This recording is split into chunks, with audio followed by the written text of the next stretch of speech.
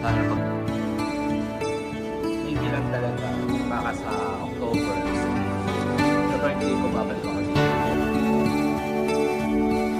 Sa beach, front natin ng Boracay. Ang init.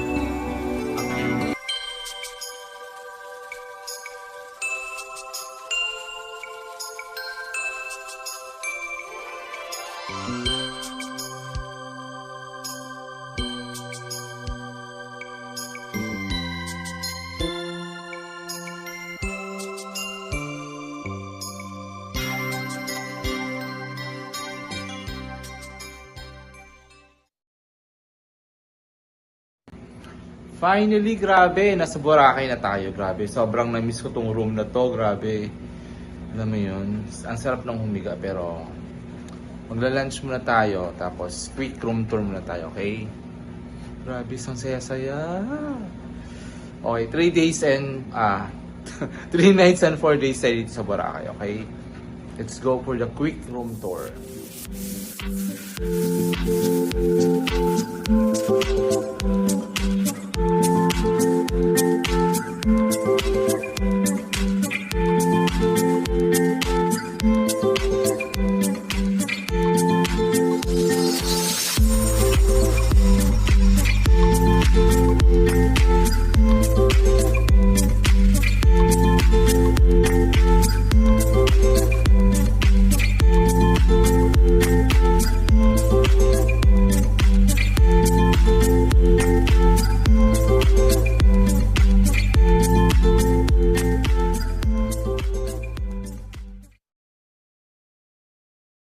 Good morning, Boracay.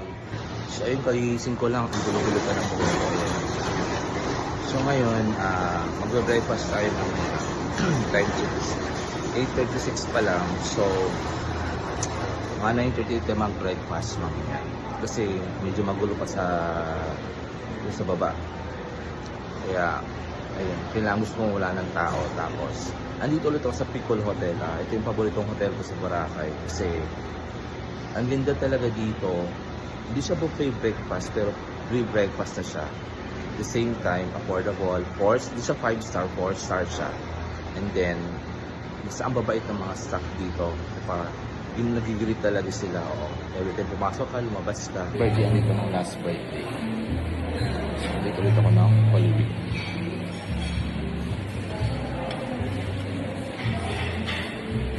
Masarap talaga ng breakfast talaga. Grabe.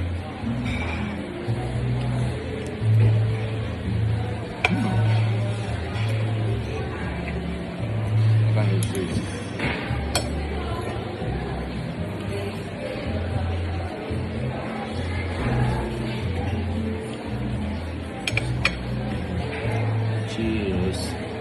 Vlogger.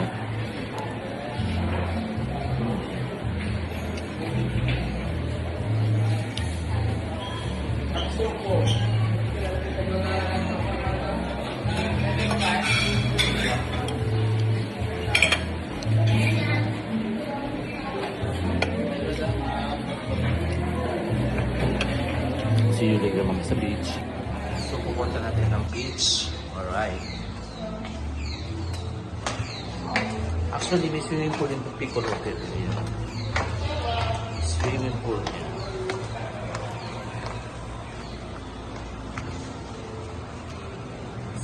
Let's go. Ayan, nasa beach front na tayo ng Boracay. Diyos ko Lord.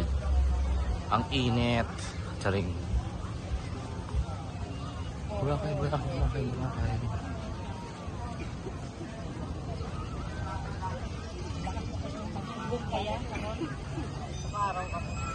So, lumot is real. Ayan yung lumot.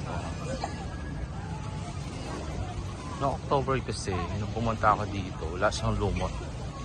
Malinis siya. So, may kukompare mo talaga yung ano.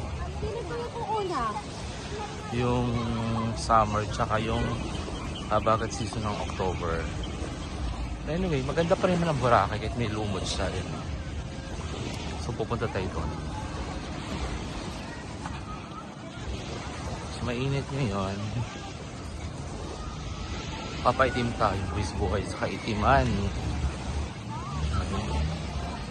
Actually, kahit malumot siya, maganda pa rin ang Boracay. Diba?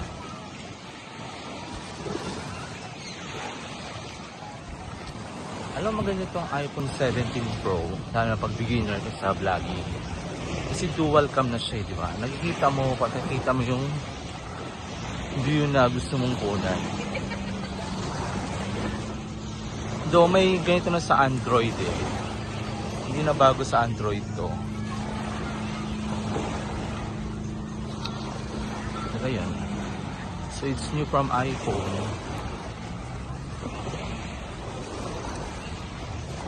Diba? Lumot is kapal lumot. Diba kabagat season? Wala naman pagkabagat season eh. Diba napakaganda pa rin ang Boracay. Kaya bumabalik-balik ako dito eh. Though hindi gano'n kadami ang tao ngayon, though it's Holy Week, or maybe it's mainit lang talaga. So mamayang hapon, pupuntahan natin ito mamayang hapon. Kung marami siyang tao. So andito natin sa beach ng Boracay. Punta tayo dun sa may grotto. Pa-picture tayo doon, okay?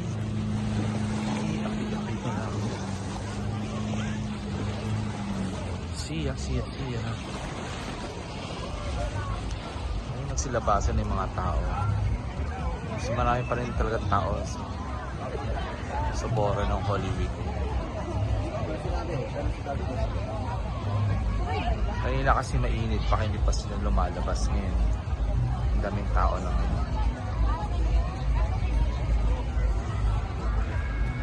Hi!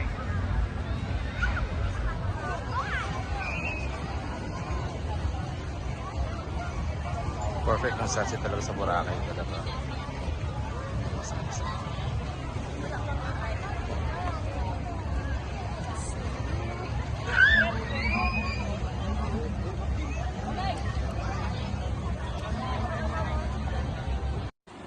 Alright guys, kakatapos ko lang mag-swimming sa beach at ngayon sa pool area, ayun yung pool area. Grabe no? Time check muna tayo. It's 12:18. Nag-start ako mag-swimming kanina mga 10:30 tapos natapos ako ng 11:30. Nagmuni-muni muna sa beach, then after sa pool. The last day na natin ngayon, Saturday uwi na tayo. Sulit din natin araw na to ngayon. So then mamaya pa ako magla-lunch. So meron akong banana chips. Of course, we have the waffle. Ayan. Honey, butter, and peanut butter. May bilang talaga, baka sa October, sa birthday ko babalik ako dito ulit. Ganoon lang naman yung Boracay, Manila. Or kung wala naman, kung hindi naman na taon na bagyo sa October, baka magdadanang Vietnam tayo. Alam mo naman talaga may ligo sa beach, di ba? Kasi yung Danang kasi, ano yun, beach area ng Vietnam yun. Danang, kaya baka magdadanang Vietnam tayo. Basta bahala na ako maging outcome sa birthday natin. Either Boracay ulit or Danang Vietnam. Let's see. Sarap ng waffle. Ang dami mong choices. We have the honey, butter, and peanut butter. Then may dada tayo, ayun. Black coffee talaga, black coffee. Which is mag-inom talaga ng partner talaga yun kasi matamis na to. Then you need bitter coffee, mapait na kami. Yung kaya kasi paglaban, char. Okay? Last din na natin, kaya sunod din na natin ang Boracay Hotel, hashtag Piccolo Hotel. Boracay Hotel, Boracay Island, hashtag Piccolo Hotel.